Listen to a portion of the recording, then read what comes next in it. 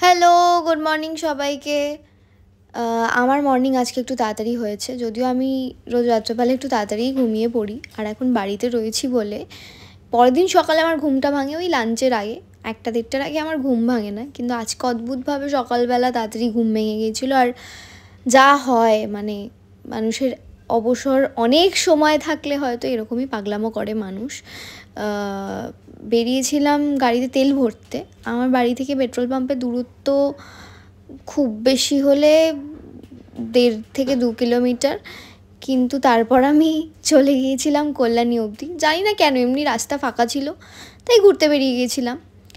আর এমনি যে গাড়ি চালিয়ে নিয়ে যায় রোজ, সে আজকে সেটা দেখে অবাক হয়ে গেল যে বাবা এর কী হয়েছে আজকে সকাল সকাল এত মুড ভালো। তাই রাজুদা ভিডিও করে দিচ্ছিল আমার। আর এরপরে আমারও উচিত বোধহয় রাজুদার ভিডিও করে দেওয়া। কেন ভিডিও করছি তাও জানি না, কিন্তু ওই আর কি, সকালবেলা বেরিয়েছিলাম, তোমাদের সঙ্গে শেয়ার করলাম।